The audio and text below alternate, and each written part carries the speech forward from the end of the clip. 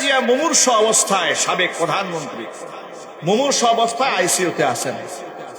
দেশে আমি Facebook install করে দেখলাম, দেশের সর্বশ্রেণীর মানুষ তার জন্য আল্লাহর কাছে দোয়া করতেছেন। আলেমরা দোয়া করছেন, সাধারণ পাবলিক দোয়া করছেন। আমার জানা মতে অনেক বড় বড় আলেমরা তার ব্যাপারে দোয়া করছেন। ঠিক না ঠিক যদি বলে? এমনকি আমার সার্কেলেও অনেক বন্ধু বান্ধব যারা সরাসরি রাজনীতির সাথে জড়িত নন, তারা পর্যন্ত তার জন্য দোয়া করছেন। আমি নিজেও আজকে ফেসবুকে একটা স্ট্যাটাস লিখে তার জন্য দোয়া করেছি।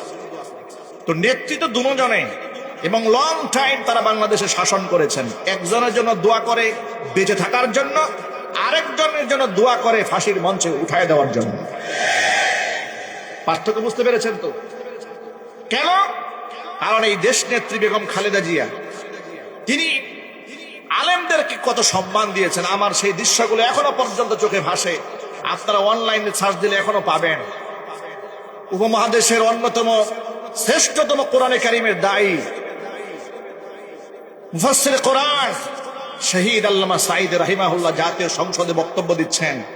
তার বক্তব্য সমর্থন করে বেগম জিয়া তিনি সংসদে হেসে হেসে হাততালি দিচ্ছেন। আলেমদেরকে এতটুকু রেসপেক্ট করেছেন, সম্মান দিয়েছেন। কখনো দিনকে, ইসলামকে আঘাত করে কথা বলেন নাই। কথা ঠিক না? রাজনৈতিক লম্বা সময় ক্যারিয়ারে ইসলামকে আঘাত দিয়ে কখনো কথা বলেন নাই। 2013 সালে শাপলা চত্বরে 5ই মে লক্ষ লক্ষ আলেম উলামা তুলাবা যখন নির্যাতিত হচ্ছে, নিষ্পেষিত হচ্ছিল, এই মাজলুম জনগোষ্ঠীর পাশে নিজের দলের নেতা কর্মীদেরকে থাকার আহ্বান জানিয়েছিলেন। এমনকি নিজের বাড়ির সামনে বালুর ট্রাক দিয়ে যখন তাকে অবরোধ করে রেখে দেওয়া হয়েছিল, সেখান থেকে বের হয়ে বজ্র কণ্ঠে বলেছিলেন, কতজন আলেমকে হত্যা করেছেন, সেনা অফিসারকে হত্যা করেছেন, এর বিচার একদিন আপনাদের হতেই হবে, জবাবদিহিতার কাঠগড়া দাঁড়াতে হবে। মাজলুম আলেমদের পক্ষ হয়ে, এতিমদের পক্ষ হয়ে বলিষ্ঠ কণ্ঠে তিনি অবদান রেখেছিলেন। কথা ঠিক না ঠিক? কত নির্যাতিত হলেন, নিপীড়িত হলেন। মানুষ কত ভদ্র হতে পারে আপনি চিন্তা করেন। বছরের পর বছর কারারুদ্ধ করে তাকে রাখা হলো। স্বৈরাচারী হাসিনার পতনের পরে তিনি জেলখানা থেকে বের হয়ে আসলেন। আসার পরে হাসিনার বিরুদ্ধে একটা হিংসাত্মক কথা খালেদার মুখ থেকে শুনেছেন? কথা বলে না কেন? শুনেছেন? এটাকে আদর্শ বলে। কি বলে এটাকে? এটাকে ভদ্রতা বলে।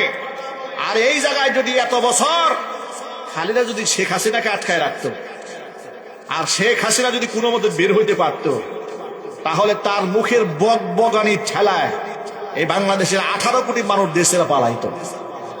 কথা বলে না কেন?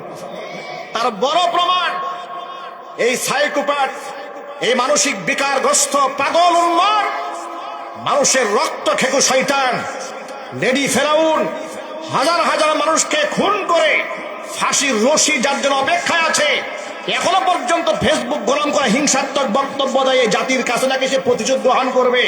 আমরা বলি স্বৈরাচারী হাসিনা বহুত প্রতিশোধের মাটির সাথে নিয়ে এসো। এখন আর প্রতিশোধ নেওয়ার সময় নয়, এখন তোমার প্রতিশোধ গ্রহণের পালা। কথা বলতে হবে, ঠিক কিনা বলেন?